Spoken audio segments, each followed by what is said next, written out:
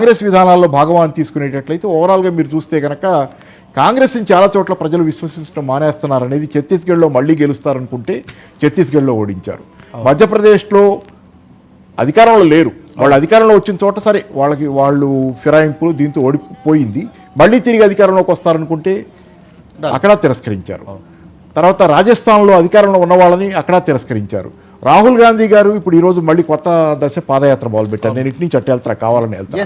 ఎందుకంటే ఓవరాల్గా ఈ పార్టీ స్వభావం గురించి మీకు చెప్పాలంటే రాహుల్ గాంధీ గారు 2వ దఫా పాదయాత్ర మొదలుపెట్టారు. ఇవాళ కాంగ్రెస్ వ్యవస్థాపక దినోత్సవం.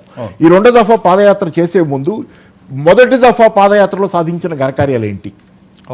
మొదటి దఫా పాదయాత్ర రాజస్థాన్ మధ్యప్రదేశ్లో గుండా వెళ్ళింది. కానీ అదే రాజస్థాన్ మధ్యప్రదేశ్లో ఓడిపోయారు కదా. కర్ణాటకలో గెలిచిందని చెబుతున్నారు. పాదయాత్ర జరిగిన సందర్భంలో కర్ణాటకలో గెలిచిందని చెప్తున్నారు.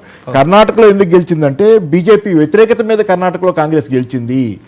జోడో యాత్ర వల్ల కాదు, మీరు పరస్పరం ప్రేమించుకోండి అని చెప్పి రాహుల్ గాంధీ గారు బోధించిన దాని వల్ల కాదు. ఇంతకుముందు చరిత్రలో చాలామంది మనుషులు ఒకళ్ళొకళ్ళతో ప్రేమగా ఉండాలి, ద్వేషించుకోవద్దని చెప్పిన వాళ్ళు చాలా మంది ప్రవక్తలు ఉన్నారు. రాహుల్ గాంధీ కొత్తగా వచ్చి చెప్పక్కర్ల దాన్ని. కాబట్టి రాహుల్ జోడో యాత్ర వల్ల ఏదో మార్పు జరిగిందనేది ఉత్త భ్రమ. కర్ణాటకలో గెలిచిన కారణం ఏంటంటే 40% కమిషన్ అని చెప్పి బీజేపీ మీద వచ్చినందుకు అలాంటి ప్రజా వ్యతిరేకమైనటువంటి విధానాల వల్ల ఈరోజు బీజేపీ ఓడిపోయింది, నెగిటివ్ ఓటుతో ఓడిపోయింది. కాంగ్రెస్కి అది పాజిటివ్ ఓటు కాదు, జోడో యాత్రకి అది పాజిటివ్ ఓటు కాదు. అదే పాజిటివ్ ఓటు అయ్యేటట్లయితే కనుక రాజస్థాన్ మధ్యప్రదేశ్లో కాంగ్రెస్ ఓడిపోకూడదు. కానీ ఇప్పుడు మళ్ళీ 2వ విడత. అంటే మీరు ఒకసారి ఇక్కడ తెలంగాణలో నిన్నగాక మొన్న గెలుచుకున్నారు. దానిలో రాహుల్ గాంధీ గారు వచ్చి వాగ్దానాలు చేసి వెళ్ళారు, ప్రియాంక గాంధీ గారు వచ్చి వాగ్దానాలు చేసి వెళ్ళారు. ఆ పదవీ స్వీకారం సందర్భంగా సోనియా గాంధీ గారు కూడా వచ్చారు. మీరంతా వచ్చి ఇక్కడ ఏం జరుగుతుందో ఒకసారి చూస్తారా? మీరు కన్సల్టేట్ చేయండి. ఇక్కడ మీరు కదా మిమ్మల్ని నుంచోబెట్టి కదా వాళ్ళు ఓట్లు వేయించుకుంది. మీరు ఏమి చూసుకోకుండా మళ్ళీ పాదయాత్రని బయలుదేరారు ఇంకేటు. అందుకే నేను ఒకటి స్పష్టంగా నిజం ఇక్కడ ఏంటంటే మీరు కేవలం అధికారం కోసం పడుతున్నటువంటి తాపత్రయం. నేను శర్మిష్ఠ నాకు గుర్తొస్తుంది. ఆమె శర్మిష్ఠ ప్రణబ్ ముఖర్జీ గారి అమ్మాయి. ఆమె పుస్తకం రాశారు ప్రణబ్ మై ఫాదర్ అని చెప్పి. దానిలో ఒక స్పష్టంగా చెప్పారు. ప్రణబ్ ముఖర్జీ ఒకసారి నాతో అన్నారు, మా డాడీ నాతో ఒకసారి అన్నారు, Rahul Gandhi is a non serious fellow అన్నారు. అంటే ఏమాత్రం సీరియస్నెస్ లేదు ప్రజల సమస్యల పట్ల, అతనికి అంత పెద్ద పట్టింపు ఏమి లేదు దాని పట్ల అనేది. రెండోది ఏంటంటే యారోగెంట్ అనే మాట కూడా ఆయన వాడాడని చెప్పి ఇతని గురించి ఆమె చెప్పారు. అంటే ఇంత షాలో మీరు మోడీని ఢీకొంటానని బయలుదేరినప్పుడు ఎందుకంటే మోడీ అనేది ఈరోజు ఒక ప్రబల శక్తిగా ఎదిగినటువంటి ఒక పార్టీ తాలూకు ప్రతినిధి ఆయన. దాన్ని మీరు ఎదుర్కోగలగాలంటే హీఈస్ నాట్ ఎ మ్యాచ్, అది మాత్రం చెప్పగలను.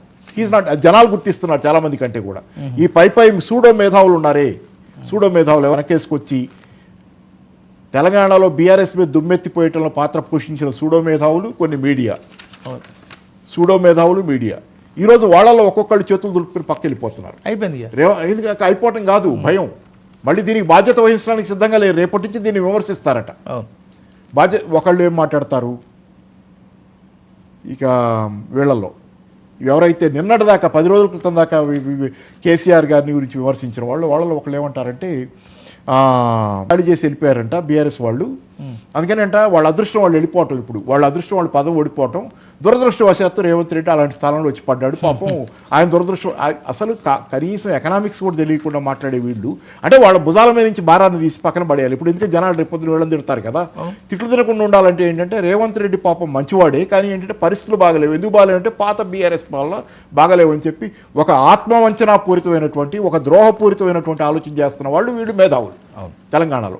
ఎందుకు ఒకళ్ళు కాదు, ఇంకో ఆయన వాపోతాడు. ఏమని ఎవరో దళితుల్ని వేధించిన వ్యక్తి ఎవరో మినిస్టర్ అయ్యాడని చెప్పి మినిస్ట్రీ ఇచ్చారు, అట్లాంటిది ఏదో సంథింగ్ అట్లాంటి అతనికి ఒక మినిస్ట్రీ ఇచ్చాడని చెప్పి ఇంకొక ఉద్యమకారుడు వాపోతాడు. కాదు నేనంటే 10 రోజుల్లోనే మీకు ఏ మాటలు నేను అంటుంది ఏంటంటే జనాలకు అర్థం కాకపోవచ్చు. ఏ మాటల వెనక ఏ వర్గ ప్రయోజనాలు దాగుని ఉన్నాయో కనుక్కోలేనంతకాలం జనాలు రాజకీయాల్లో మోసపోతారనేది జనాలకు అర్థం కాకపోవచ్చు. జనాలు మోసపోవచ్చు, కానీ మీరు కూడా మోసపోయామని చెబితే మేము నమ్మాలా? మీరు మోసపోయామని చెబితే మేము నమ్మాలా? మీ గో హర్ట్ అయ్యి మీరు చేశారా?